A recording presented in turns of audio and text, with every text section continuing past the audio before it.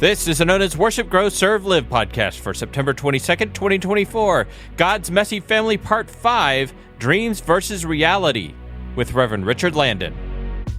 This is one of our sermon series episodes, produced by Anona United Methodist Church.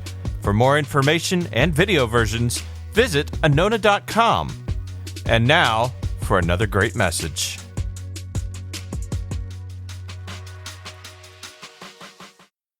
All right, I don't know what tomorrow holds. Say that to your neighbor. But we got a good Lord. All right?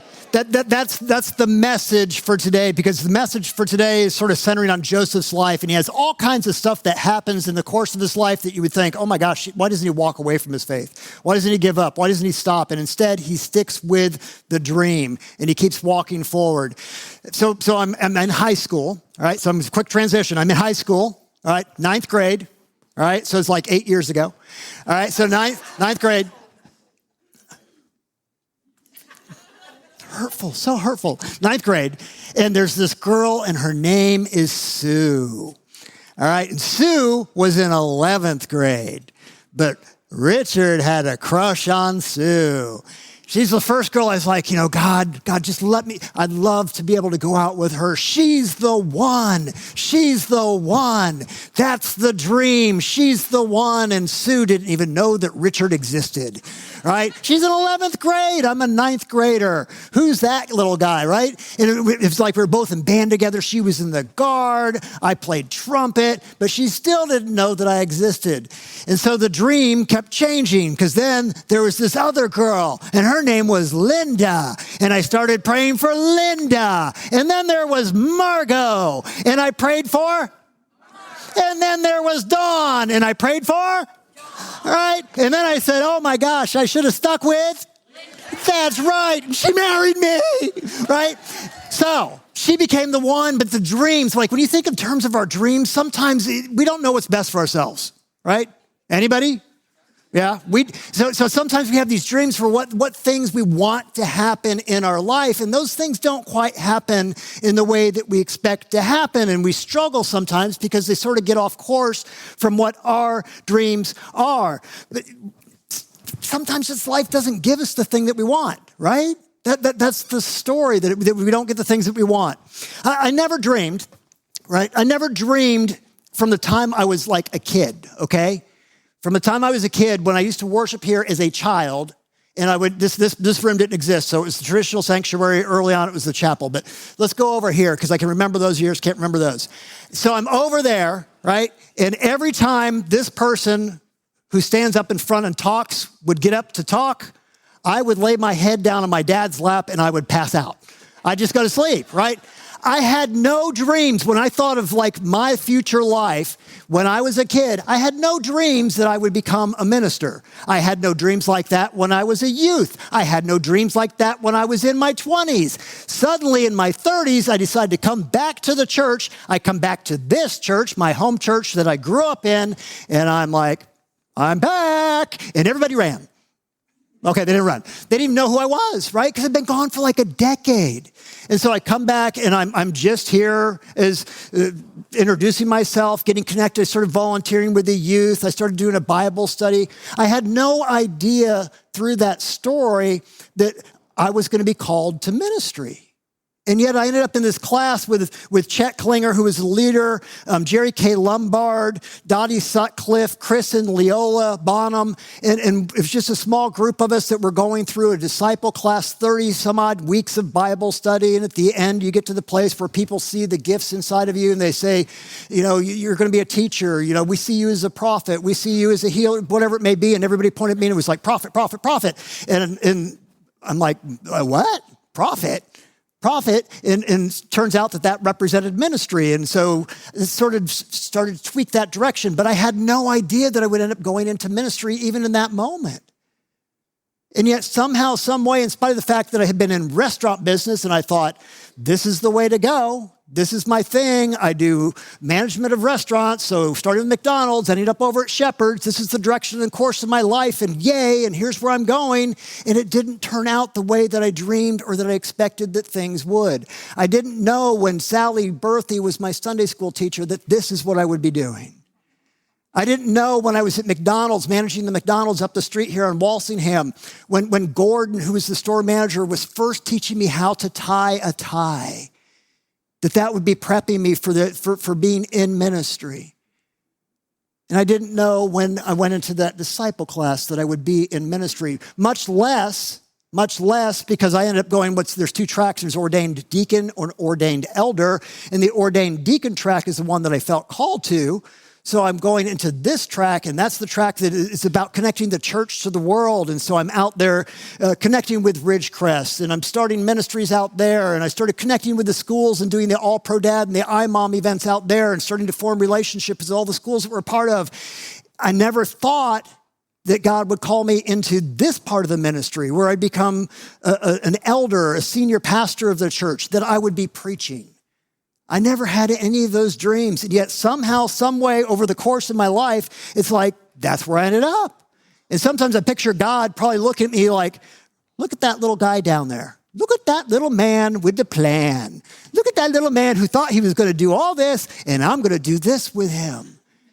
And to realize that every single one of us, there's an idea in the Bible, there's an idea of the priesthood of all believers. That it's not just about the people who, if you were in the traditional service where I'm wearing the robe and the stole, it's that every single one of us, you, me, the person next to you, in spite of who they are or how you are or who you are called into this ministry too. Every single one of us called into the ministry. And as God looks at you, says the same thing. Look at that little man. Look at that little woman and all the plans they had. But here's the direction that I'm calling for your life. Here's what it looks like on the screen. So we're going to look at this together. There we go. Right? It means that my plans, what? Does not necessarily equal God's plans. My dreams do not necessarily equal God's dreams, right? My wishes, my desires, they're not always the same as what God desires for our life. And that sometimes what happens is you have the moment where, like, there's the Sue, right? There's the Linda, there's the Margot, there's the Dawn, there's the Linda. You're sort of doing this, and God's wanting different directions for your life, and yet you're going off course. You're going off in different directions, and he's like, come on. Let's get back on course. Let's get back on course. Let's get back on course, because we constantly go off course, off script. The idea that God's plans are not the same as our plans is a good thing, because God's plans are bigger than we can imagine.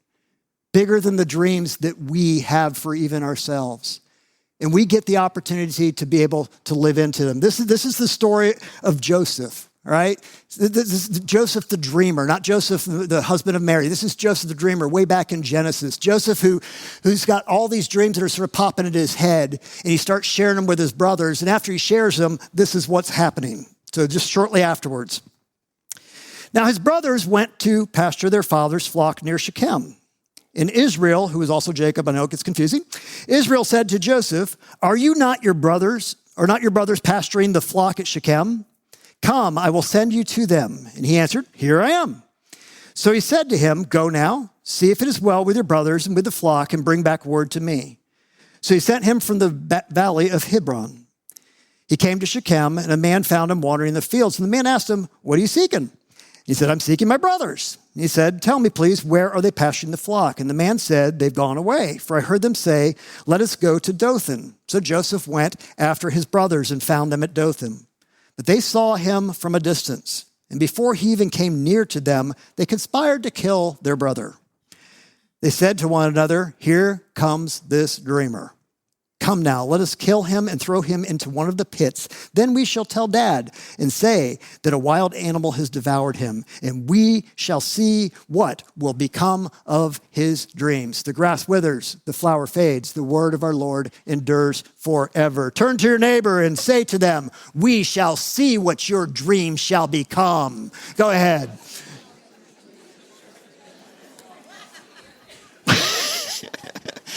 Right? We shall see. Isn't that a beautiful line? I think it's a beautiful way to end the scripture. Like, we shall see. But what they don't realize, what the brothers don't realize, is the dreams that Joseph has, they ain't his dreams.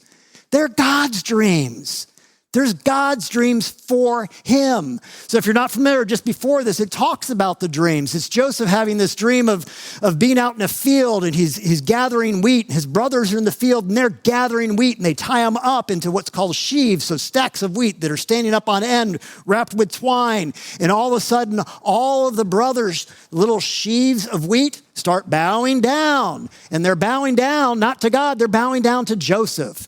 And so his brothers are living with this guy who they feel like has just got this little bit of attitude that he's all it in a bag of chocolate, right? You know, it's just like he's got everything going for him. He's the favorite son of his father, right? And so he's got the special coat that he comes in. He has a Gucci coat, all right? He's got his Gucci coat, and he's coming out in 98-degree weather to tell them, by the way, Dad just wanted to have me go check on you. You guys keep working, but I just need to let him know that you're working, okay? So you guys are okay. By the way, have you seen my coat? I look so good, right? He's doing selfies of himself. So they're irritated with him, but this isn't just like a one-time thing. It's like over time, they've just become so frustrated to the point where they want to kill him. That's pretty extreme. Anybody? I mean, I've wanted to kill my sisters before, but not really. You know what I'm saying? Right? So they're actually planning on doing that. So he tells that dream, they're upset, and they're like, let's throw him in. But before that, he says, you know what? I had a second dream too. I had a second dream. And that one, when I told my brothers, that didn't go so well. So I'm going to bring my parents into the equation and tell them the dream with my brothers. And this one has stars, and it has the sun and the moon, which represent his parents. And guess what they're doing? They're all bowing down, right? All bowing down to Joseph. And so his father's like, son, you got to stop posting this stuff to Facebook, all right? You can't put this on Reels. You can't put this on Instagram. You can put no TikTok, no short videos, no dancing with you with the jacket on because it's annoying your brothers, right? So, and they're not getting it. He's not getting it. He's not understanding the point of the dream. He's thinking the dream is about him. He's thinking that it's all about him and his family bowing before him. And he has a lot to discover. So what happens in this moment? You have that moment where they see him coming and they actually start to do what they plan to do. They take him and they end up throwing him into a cistern. All right, into a well, and the well's dry, and he's down there, and one of his brothers is like, let's just leave him there, because he planned on coming back to get him a little bit later and pulling him back out. And instead, there's this caravan coming, and the caravan's coming. They decide, let's sell him to them into slavery, and off he goes, and he goes off to Egypt. And if you know Joseph's story, it keeps going, right? And he's got to be thinking, what about the dream? God, you gave me this dream where my family's bowing before me, where my parents are bowing before me. What about the dream? I'm in a pit. I'm in a cistern. Wait, now I'm sold into slavery? Wait, now the caravan sells me to Pt5, one of the Egyptian officers, right? And it sells him to him. And so now he's working for this guy. But in the midst of it, the cool thing is for Joseph, his character is good. And so he starts living out still faithfully what it means to be a follower of God, to be able to actually live out character with other people. And he becomes made leader of the home, the household. But then Potiphar's wife comes along and does this thing where she ends up accusing him of a little bit of sexual impropriety. And so she's like, yeah, he did this. I got his little touring thing. And so he has to go to prison. So he's still got to be thinking again, God, what the dream? The dream, God, what happened? I could have swore you said, I got all these people bowing before me. What's going on with the dream? He gets sold now from slavery into prison. From prison, he's now got an opportunity where there's these two other people in prison with him who happen to be servants of the Pharaoh, servants of the king. And they're like, we'll remember you if we get out ahead of time. One of them didn't. One of them did. And Pharaoh has this dream about these things, these 7 years of stuff happening. He can't figure out what it means. And they remember, and they're like, hey, there's a guy in your prison. His name's Joseph. He's an interpreter of dreams. He'll be able to tell you what the dreams mean. And so he calls him in, and when he calls him in, he tells him about the dream, and he says, here's what the dream means. It means Egypt's going to go through 7 years of plenty. There's going to be abundance. And then there's going to be 7 years where there ain't going to be abundance. There's going to be famine. And what you need to do is you need to put somebody in charge of things to be able to start storing things to get ready for those 7 years. And Pharaoh says, you're the man. You're the man. You're the one who interpreted the dream. You're the one who's going to help us to be able to get through that. And so now he's elevated up. Here's Pharaoh. Here's Joseph. He's number 2 in all the land. And you're starting to see the dream starting to make that zigzaggy course through to the place where it's like tough, tough, tough, tough. But now he's ready for leadership. He's ready up here. And he still has more time to go. Part of the point, guys, is to realize that in the midst of our dreams, right? In the midst of God's dreams, let me be specific, because we aren't talking just about our dreams. We're talking about God's dreams. These are God's dreams. The promise is still in the process. And to remember now, let's step back for a second. Let's step back for a second and look at the bigger story, because the bigger story, we've been talking for weeks about Abraham and Sarah, right? 4 weeks we talked about Abraham and Sarah. And then to realize that they have a son, so we talked about that, the birth of the son. And you have Isaac being born. And now you have Isaac and Rebekah. And then later on, you're going to have from them Jacob. And you're going to have Jacob and Rachel and Leah. And after them, out of Jacob, Israel, that's why I said it gets weird, they change names in the Bible, has a child, has a bunch of children. They're a bunch of brothers who happen to be going through this moment, and one of those kids is Joseph. And to realize that when Jeremy was talking last week about the cave at Machpelah, the cave where Abraham bought the space in order to bury Sarah, to realize that there's something happening there that's more than just buying a piece of property. It's more than that. It's not just that Sarah's going to die and be put into that tomb. It's that 28 years later, Abraham dies. And guess where he's put? He's put in the same cave. And you're like, who cares? Right? Who cares? Why? It's in here, so maybe there's a reason for it. And then you find out later that Isaac and his wife get put in there. You find out that Jacob and his wife, they get put in the same cave. And you're still probably like, well, who cares? Why does it matter? It matters because when Abraham bought that cave, it was a down payment on the promise. It's realizing that even death doesn't cause the promise to go away. So Abraham, when he buys that little piece of property, he's buying a little cave in Machpelah, and it represents the moment when he's saying, you know what? This land, not just this little piece of land, this promised land, it's going to be mine. And it's going to be my descendants. And just like the dream way back when, they're going to be numerous as the stars. It's him making a statement of faith. I'm buying this land because I know that my story is not the end of the story, and that it gets to unfold with the birth of each successive generation coming along behind the other. And so now great-granddaddy has a great-grandson named Joseph, and they're both dreamers. And you'll remember the dreams that Abraham had over here, where he's got a dream of a son, and he comes home and he blurts it out to his wife. He's like, we're going to have a son. And she goes, when? And he goes, oh no, I forgot to ask, right? And so he has to wait a long time for that kid to be able to be born, and the journey zigzags for him, just like it zigzags for Joseph, just like it zigzags for us. So he finds himself in the cistern. He finds himself sold into slavery. He finds himself coming out of that and actually becoming number 2. We have to remember, once again, what was on the screen. God's plans do not necessarily equal our plans. The dream is real. The route is not, right? The route that we think that is moving forward is not the same thing. God's dream, and guys, this is important. God's dream, when it comes to God's dream, it's in God's time. Right?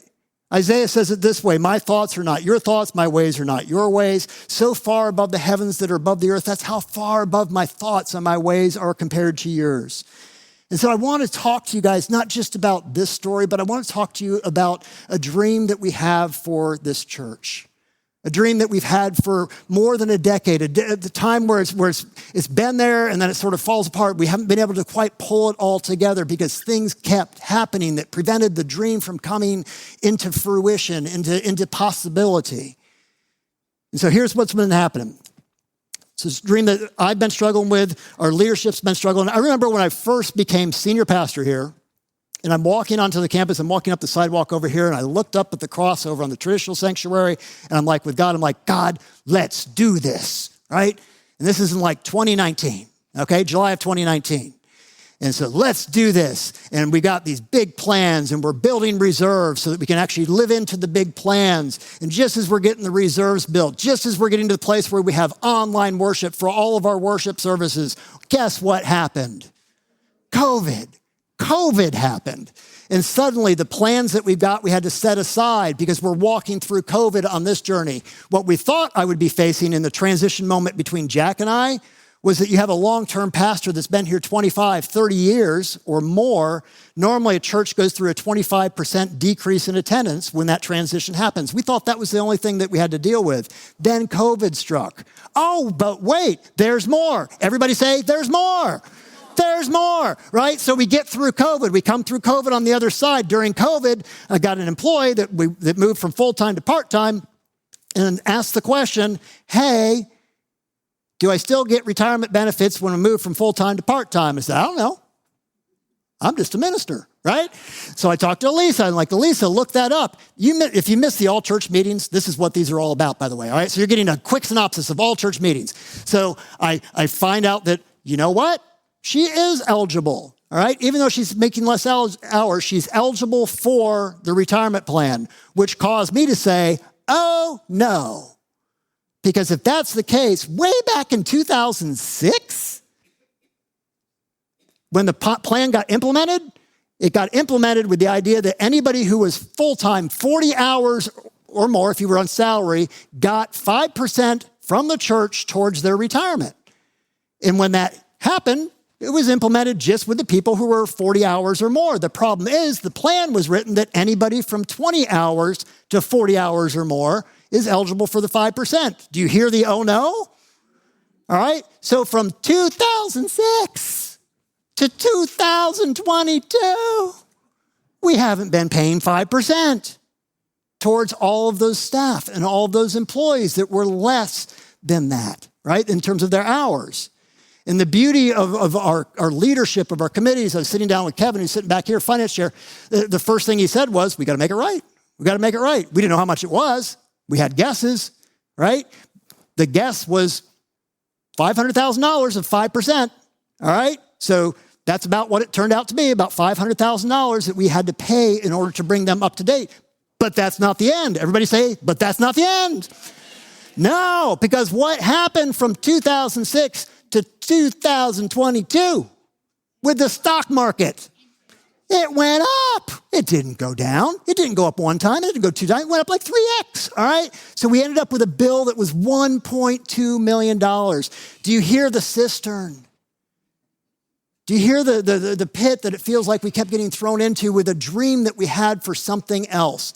Let me tell you about the dream. The dream was for us to be able to have classrooms, more meeting spaces for children, to be able to say that we want more kids on this campus, to realize that the next generation is important, that families are important. And so we were going to be building new preschool spaces. And it kept getting put on hold and kept getting put on hold and kept getting put on hold. And I'm realizing now it's not the same, but it's similar to Joseph's story. It's the constant like, oh, come on, God, I thought. Remember when I was walking, God, I was walking over there and I looked up the cross and I said, let's do this. Let's do this. And it still hasn't happened. The good news is it can happen now. It can happen now. We have an opportunity to actually get to the place where we start taking the first steps towards making it happen. Towards having what you saw, the bumper video, the kids more involved, more kids present, a place for them to be safe and loved, to be able to come to know Jesus Christ. And so I got a couple of pictures, images to show you, conceptual drawings of what we're thinking about doing. So let's take a look. This On the left is the preschool office that we're looking at. To the right is the classroom. So there'd be 3 new preschool classrooms that would be over there. Go ahead and switch to the next one. You're going to look at it from the inside next. So this is like a courtyard view. The office is way over in that back right-hand corner. The 3 classrooms are right in front of you. To the left, we're looking at doing this whole separate place that would be for our aftercare program to make sure it's not just preschool, it's K through 5th as well that are covered, that we have a weekday ministry that is thriving, alive, and wonderful and beautiful, and those kids are coming to know Christ in a safe environment. The cool thing is, keep going, we'll look at the next one. This is what it looks like, all right? So right now we're in that space that looks like a bunch of chairs facing forward, all right? So we're looking this way on this one. So in essence, where we're looking to put in the building is back over here along this back perimeter around the playground that's over on this side, and it sort of wraps around. Go ahead to the next one. The reality is we can't do it in one phase. We probably have to do it in multiple phases. So we're going to take steps. First phase would be the office, probably a new bathroom or having a bathroom for the playground. And if you look way up top, what it does by moving the office out, it gives the opportunity for us to open up 2 new classrooms for the preschool, for them to be able to have those over on the upper side, which is in the education building. They move out of their office, they move some of the storage stuff out, it goes into that office space, and now we've got 2 new classrooms for kids, 2 new classrooms for families, 2 new classrooms for the church, for the community to be able to live into what it means to be followers of Jesus Christ. Now, here's the deal. Obviously, costs money, all right? Everybody say money. All right, now say money. All right, so it all matters how you say it. To realize that we need to take steps towards it. Just the first phase alone is close to, hold your ears, $1 million, all right? It's close to $1 million to be able to build that first phase. That's hard to hear. That's hard to think of for a church. You would think financing, but here's the great good news. Here's the great good news. I talked about this at the all-church meeting. Some people have already given. We're already about halfway there. Isn't that awesome? So we got about $500,000 already prepared for putting it designated towards that dream. Towards the dream that I believe is not just Richard's dream, it's not just our leadership's dream. I hope it becomes our church's dream because it's God's dream. It's answering the call to make disciples of Jesus Christ, right? It's the end of Matthew's gospel. How do we do that? Make disciples of all peoples, of all nations, and then we have ways of doing that right here within our own community. And to do that, helping kids to come to know Christ, helping families when they're going through difficult times to know that they're not alone. This becomes the invitation. Guys, we know the end of Joseph's story. We know how it goes. At the end, his brothers end up coming, and guess what they end up having to do? They have to bow down. They have to bow down. Guess what his father had to do? They had to bow down. Okay, you get to the end of the story and you realize God had something planned differently. And what it was getting Joseph ready for that moment so that when his brothers came, how he reacted was entirely different than what they expected. They thought he would want their lives. And instead he said, no, go get your youngest brother. Go get your dad, bring him back. And when he come back, he ends up giving them wonderful gifts and giving them a safe place to be in the midst of the famine. But he had to get through to that place, and maybe we did too. Maybe we had to work through some of the stuff that we've had to work to get us ready for this moment, for each one of us to be able to step up and say, you know what, I'm in. I'm committed to the future of Christ Church that happens to be known as Anona United Methodist Church. And I want this church to be something that reaches out to more people. That they come to know Christ, that I get to know them. And that becomes the invitation for our journey, to actually be able to do that. So you're going to be getting something. When it comes to our stewardship information that normally comes out in October, there's going to be an additional card with it. It's called, we're calling the campaign, it's Anona Plus. It's Anona, we have to still continue to give to the church, but we also are going to be asking for just a little plus. It can be a one-time moment. If we can actually pay for this like that, it's one and done. And we're able to move on and celebrate and realize that we cut a ribbon for that maybe sometime next year. And each one of us just doing a small part to add to fill the gap of the people that have already now made contributions towards it that have gotten us to the halfway point. So the question becomes, are we willing to do that? Are we willing to take that little bit of extra step? Are we willing to realize that we've come through a lot of difficult times? A lot of churches are struggling. We are blessed to not be struggling in the way that many churches are. What do we do with the blessing? And it takes each one of us. It takes us, not just in terms of financial gifts, but of faith actions that says, you know, when those new families come, we're ready to greet them. We're ready because we have a hospitality team that's at the doors, that's serving coffee and orange juice. And oh my gosh, could we bring back donuts someday, right? Yeah, apparently that's the thing we want. Anybody want donuts? All right, I'll work on it. So we'll work on getting donuts back. I'll do donuts if you commit to serve them. There we go. All right? If people will step up and make this a place where people come in and it's like, oh, man, I feel it. I feel the Spirit's presence in this place. And I get to do these things. I get to be able to serve and greet people at the door. I get to serve in children's ministry and bow down to those kids. I'm now bowing down to them because I'm getting down at their level and looking them in the eye. And there's people that step up and say, you know what? Bonnie ain't alone because I'm there. Let's pray over that. God, we thank you. We thank you for visions that you put in our heart. We, strangely, if we're honest, should thank you even for the struggles, for the times where we feel overwhelmed, to maybe realize that in the midst of that overwhelmed place, in the moments where it seems like the dreams have gone to pasture, where they've gone to die, to realize that the promise is still living. The dream is still living, because it's not just our dream, it's your dream. And Lord, we're just trying to walk in that way. Bless us as a church. Let us have a vision that's bigger than ourselves. Help us to look down, to bow down, to look into the eyes of those kids, to imagine ourselves doing that.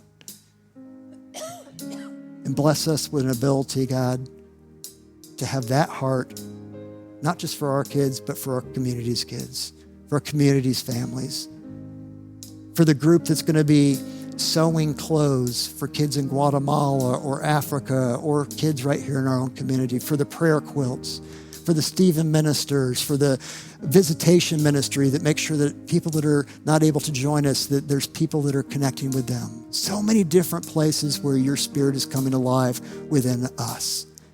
More than I can talk about, more than I can imagine. We pray this, God, in the name of your Son, Jesus Christ. And we all say, amen. I want you to watch the sermon bumper we've been using one more time. Take a look.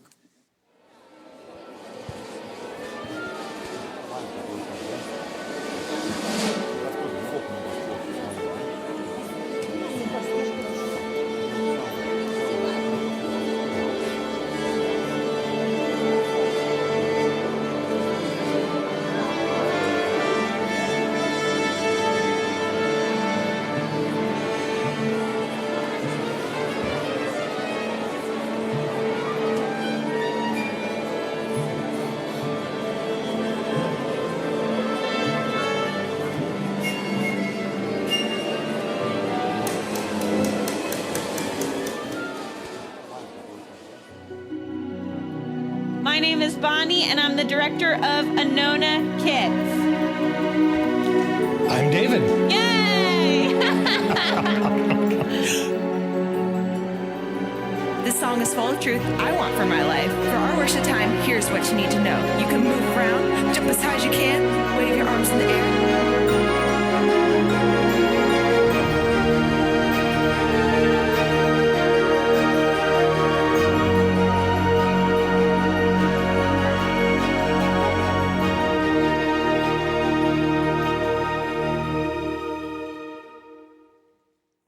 This whole series, we've been watching the first half of that.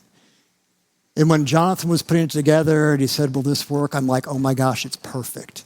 It is perfect because it ends with all the chaos of the orchestra warming up, right? So you got all the different instruments, everybody's playing their own thing. And all of a sudden you hear a tick, tick, tick. And what you know in that moment, when that little moment happens, that something beautiful is about to happen next. Something beautiful that we can't even imagine what it's going to sound like. We can't imagine what it's going to look like. We can't think of the things that God might do, and yet God does amazing things with the chaos and turns it into something beautiful. That's the invitation. Can we take the chaos? Can we just take some of the chaos of the world and say, you know what? We're going to be actually playing together. We're going to have some beautiful music for people to be able to hear. We're going to have a beautiful orchestra to be able to see. And it's going to be made up of little kids that smudge the windows and do all kinds of stuff that annoy us and eat all of our donuts. But we're going to celebrate. Are you with that vision? And I hope your answer is yes. Let's live into it. Let's go, God. If you found this message meaningful, share it with others. To find more great episodes and stay up to date, subscribe to Anona United Methodist Church's podcast on Apple Music, Spotify, or anywhere you find your favorite podcast shows. In addition, subscribe to our channel on YouTube and find the community on Facebook at facebook.com/Anona Church. You can join us on our campus in Largo, Florida, and discover new ways to reach out to the Pinellas County community. Be a part of the Anona Church family as we worship, grow, serve, and live.